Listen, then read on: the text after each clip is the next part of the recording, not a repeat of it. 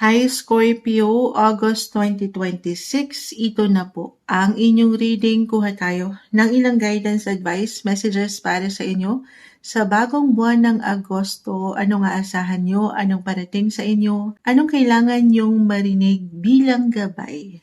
Scorpio energy. Scorpio, kamusta? Kamusta kayo? Anong kailangan nyong marinig ngayon? Sa bagong buwan, August 2026, para sa isang Scorpio po na maring makapakinig nito. Message, Scorpio, ako nagtatanong, excited, hindi natin pipigilan, may gustong bumagsak. Scorpio,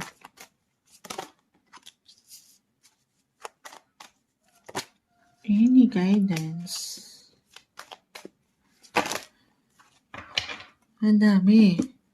Ang dami nito. Sige, hindi natin pipigilan ang mga sitwasyon. Isa-isahin natin. Queen of Cups, the Hangman's. Okay, so kung bago lang kayo, kung meron mang nakabaliktad sa atin ng barahan, naka-reverse, it doesn't mean hindi naman agad okay.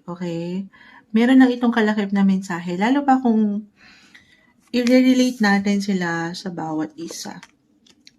Okay, sandali po ha.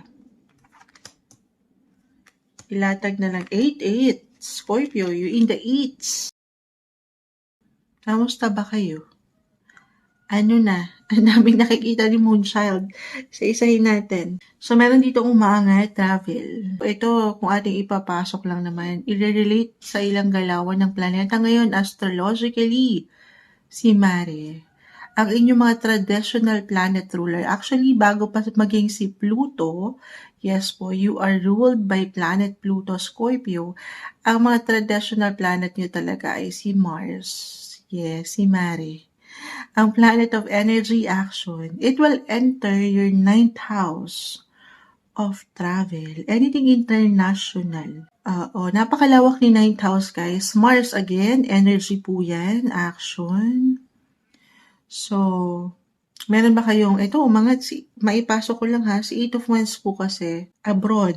Ayan, kahit sa simpleng nilalakad nyo na ilang travel documents, visa, passports, may movements. Magandang movement actually. Lalo kung nakaramdam kayo nitong nakalipas na linggo dahil si Mercury ay nag-retrograde. Yes, sa inyong mga 9th house, yes po. Mercury naman, napakalawak din ni Mercury. It's all about travel din, transportation, communication, technology. So may ilang delays ba kayong naramdaman? Parang hindi ba umangat agad or dumating yung mga pasaporte nyo? Ganyan yung energy, guys. Then this month, i-claim natin to ha, na makakaramdam kayo ng improvements or even developments sa anumang nilalakad nyo. Kahit sa simpleng pakiramdam, I see na merong long-term intentions, or ito na yung pinaka-advice, set long-term intentions, long-term plans, or yung long-term vision nyo. Kung ano yung na-vision yung kayo, hindi lang ngayong buwan. Pero 6 months, a year from now, bumuo kayo ng pundasyon, mga plano, kung ano yung mga gusto nyo pang ma-reach, mapuntahan, matutunan. Si 9th house po ay napakalawak din. Napakalawak rin po ng maaaring makapakinig na Scorpio ngayon. So, kahit pare-pareho kayo ng sign ha, magkakaiba po ang bawat isa. Magkakaiba ng timeline ng bawat isa sa true. So, kung kayo mga estudyante, kasi sa 9th house, higher education po kasi yan. Regardless sa edad nyo, parang I feel na gusto nyo ng, for some, kahit sa simpleng trainings, may mga gusto kayong matutunan, mapuntahan, madiscover pa. Advancement po kasi si 9th house. Parang gusto nyo mag-level up na ang ganda. Okay, nag-expand din yung thinking nyo o yung pag-unawa nyo. Religions as sector din po si 9th house ha. The Hierophant ay narito. So for some, yung mga personal beliefs nyo, I feel na nag-iinit din or mag-iinit din. May mga gusto kayong i-pursue sa part na yan. Or nandyan din yung focus, yung inyong mga special, spiritual connection sa Kanya. Maging ano pa man po ang inyong mga faith or religion. Okay? But I see travel opportunity na pwede rin naman may kaugnayan ito pagdating sa inyong mga career. Yes po. Actually, kasi every Leo season guys, meron na tayong topic dyan, naka-upload na po. Leo season na tayo. Right now, nagbibigay din po ang inyong mga buhay, karera, trabaho. Si King of Pentacles nag-reverse. So, ano to moonshot? May pagka-busy pa rin. Para bang niiwanan ng limita ang ilan sa inyo, Scorpio. Hindi nyo na alam kung anong unahin, kaya pinagpaplano kayo ng baraha ha. Kasi may mga demands din ako nakikita at work. Pero kung maibabalanse niyo ito ng walang pagkalabis or sobra kulang sa inyong paraan, higit po naangat ang kumpiyansa ng mga tao sa paligid niyo. It could be one of your boss, a client. Yung demands, ayan, hahanapin kayo. Bakit ba kayo kinakailangan? Kasi nakikita nila yung kakayanan niyo, guys. Okay, yung inyong mga paraan sa inyong mga buhay paggawa. Balance lang ng, sabi ko nga, hindi nakakalimutan yung ilang sektor kasi I feel na higit kayong kakailanganin, hindi lang sa trabaho, pero relasyon din. Sa daming bumabagsak, di ko na alam mo unahin, na overwhelm si Moonshot. Gamitin ng boses, yung kayo mismo, sa paraan na wala rin kayo nakakalimutan or magpapaliwanag if ever sa mga tao, especially halimbawa sa relasyon. Hahanapin kayo ng inyong mga partner in life if in a relationship. Tapos, hinahanap din kayo ng mga boss nyo. Paano? Sino na uunahin natin? So, communication is the key, especially sa mga nasa long distance relationship. So, doon pa lang sa LDR na salita, hindi na madali, pwedeng mapaangat kasi yung pagtatampo na hindi mo na ata ako priority. So, speak up guys. Use the power of your voice. Sa relasyon man, kabuhay, karera, trabaho, ang powerful ng boses nyo ngayon actually, lalo pa sa kung ano yung wino-workout nyo, relationship man or sa inyong possession. Pero more on sa trabaho guys. Kasi Leo, Mercury will enter Leo. Again, nag-highlight nyo sa inyong mga trabaho. Between your anything connected international, lalo pa yung trabaho nyo ay kaugnay or may kaugnayan sa ibang bansa. Okay? Nag-iinit ang inyong buhay karera, guys.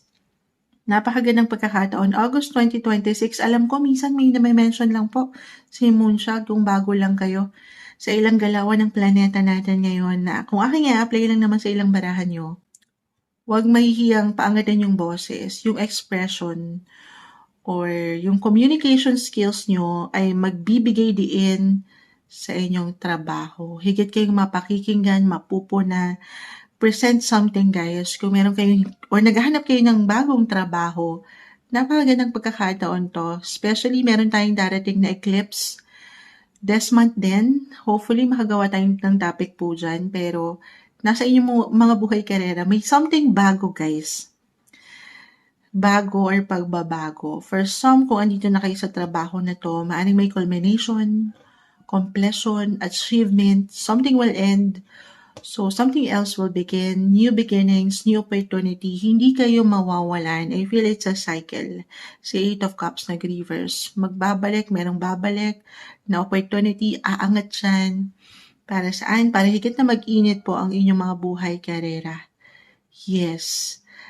Huwag lang kayong magdududa sa inyong pwede pang maipakita ha. Si Ace of Swords, si Queen of Cups, Nine of Swords, na pag-aalala ang ilan. So, ayaw natin yun ha. Take advantage nyo itong ilang galawan sa planeta at ilang bumabagsak sa inyong baraha ngayon, Scorpio, na mapaangat yung mga kakayanan nyo. Especially yung kayo mismo sa trabaho. Best month to present something or to negotiate.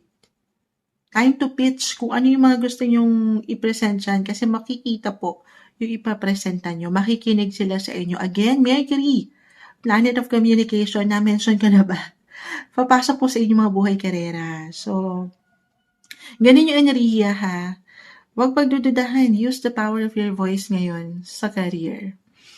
Or try, if ever may mga bago ba kayong ilo-launch na project, magandang pagkakataon po ito since nakadirect na si Mercury by the time na mapanood nyo to. Kasi dumaan tayo sa retrograde, guys.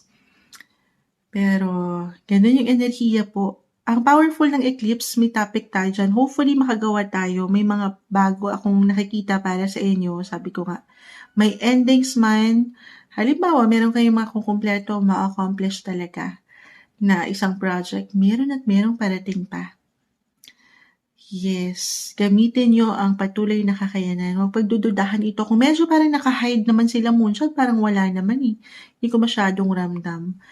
Maaring hindi pa ito napapaangat pero napupuna na kayo. Okay? Tiwala sa sarili. Sapat na confidence lang ito. Confidently beautiful with the heart. Ganun. Paano na sa love, moonshot? So more on practical din yung nakikita ko eh.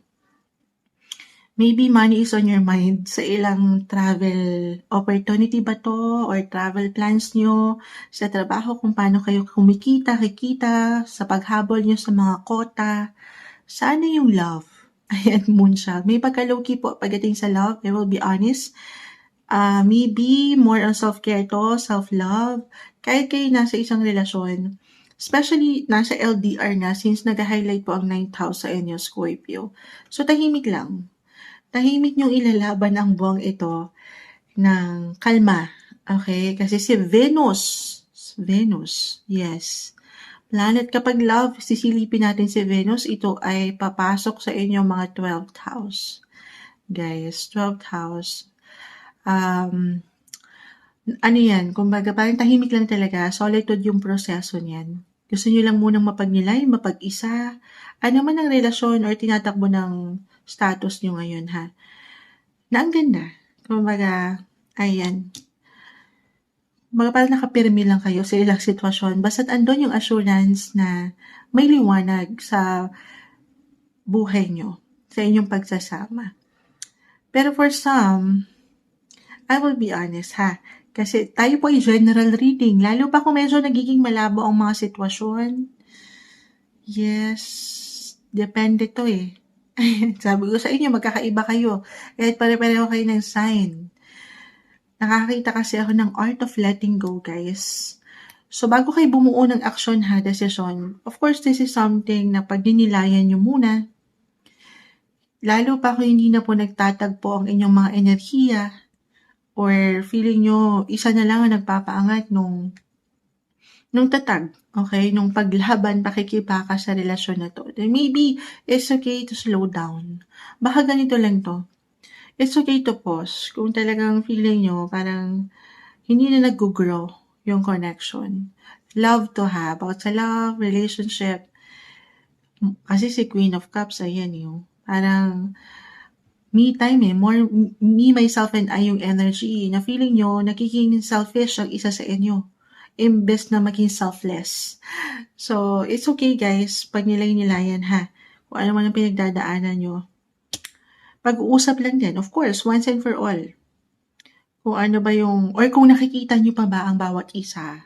Sabi ko nga, 6 months, a year from now, may pang long term pa ba? Kasi nakikita ko dito, short term yung mga plano nyo. Naka-reverse si 7 of Pentacles. So, do some reflection. So, part na yan, kayong higit na makapagpapasya. Pag-uusap lang po. Ito yung umaangat na guidance advice. Kayo ng pinakamahaba na nabasahan natin so far. Mensaheng gabay lamang po para sa inyo. August 2026, Scorpio.